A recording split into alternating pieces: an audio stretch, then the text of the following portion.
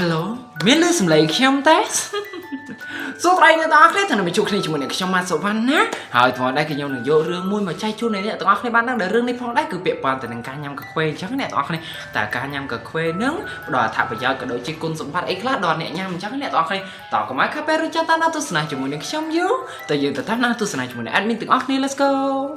ផ្ដាក់មកវីដេអូដំបូងគឺគេបាននិយាយថានៅពេលដែលយើងញ៉ាំកាហ្វេនឹងផងដែរគឺធ្វើឲ្យយើងនឹងគេចផុតពីជំងឺគ្រោះក្នុងតម្រងនោមក៏ដូចជាធ្វើឲ្យការបន្តបងរបស់យើងនឹងគឺវាស្រួលជាងមុនអាចនិយាយបានថានៅពេលដែលយើងញ៉ាំកាហ្វេចូលទៅក្នុងពោះយើងអញ្ចឹងទៅគឺធ្វើឲ្យពោះវៀនពោះតាំងរបស់យើងនឹងរំលាយអាហារបានស្រួលជាងមុនក៏ដូចជាទឹកកាហ្វេនឹងទៅជួយលាងសម្អាត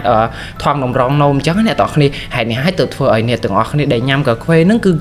កម្រកើតនៅជំងឺគ្រោះក្នុងតម្រងនោមខ្លាំងណាស់លើពីនេះទៅទៀតនៅពេលដែលយើងញ៉ាំកាហ្វេនឹងអ្នកទាំងអស់គ្នាគឺជួយសម្រករាងរបស់យើងឲ្យយើងនឹងមានរាងស្អាតជាងមុនក៏ដូចជាមានគីឡូស្រាលជាងមុនអីអញ្ចឹងទៅនៅពេលដែលយើងទទួលទានកាហ្វេហើយនេះហើយបានជាស្រីគឺគាត់ចូលចិត្តញ៉ាំកាហ្វេអញ្ចឹងអ្នកទាំងអស់គ្នាគឺគាត់ញ៉ាំកាហ្វេជារៀងរាល់ថ្ងៃអញ្ចឹងទៅអ្នកខ្លះក៏មួយថ្ងៃ1កែវហើយអ្នកខ្លះក៏មួយថ្ងៃ2កែវដើម្បីឲ្យរាងគាត់ slim រាងគាត់ស្អាតអីអញ្ចឹងហើយសម្រកគីឡូលឿនអីអញ្ចឹងអ្នកទាំងអស់គ្នាហើយដោយសារតែញ៉ាំកាហ្វេនេះឯងគឺវាជួយសម្រកគីឡូពីព្រោះនៅពេលដែលយើងញ៉ាំអញ្ចឹងទៅគឺអត់សូវហេវបាយនោះទេ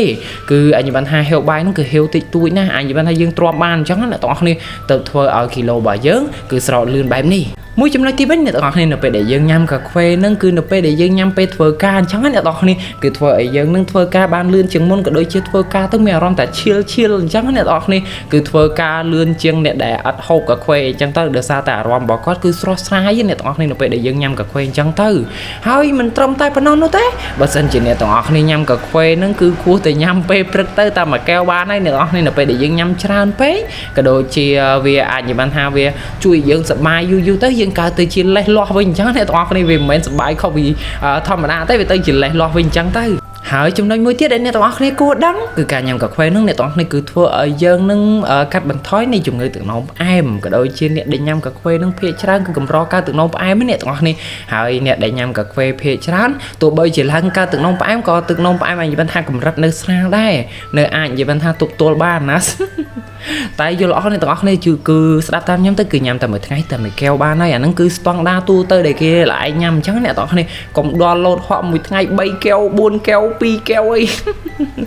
អើយតែមួយកែវបានហើយមួយកែវគឺបបោហើយគឺវាគ្រប់គ្រាន់ណាមួយកែវអូខេហើយថ្ងៃនេះខ្ញុំបាទសវណ្ណគឺមានតែប៉ុណ្្នឹងទេគឺខ្ញុំបានលើកយកអត្ថប្រយោជន៍នៃកាហ្វេអញ្ចឹងអ្នកទាំងអស់គ្នាគឺត្រួសឲ្យអ្នកទាំងអស់គ្នាស្ដាប់នោះទេតែតាមពិតគឺវាមានច្រើនជាងនឹងទៀតអញ្ចឹងអ្នកទាំងអស់គ្នាតែខ្ញុំលើកតែត្រួសឲ្យអ្នកទាំងអស់គ្នាបានដឹងថានឹងគោលធំគឺវាជួយបែបនេះបែបនោះអីអញ្ចឹងទៅហើយវាក៏មានផលអវិជ្ជមានដែរបើផលអវិជ្ជមានខ្ញុំនិយាយនៅក្នុងវីដេអូក្រោយណាអូខេ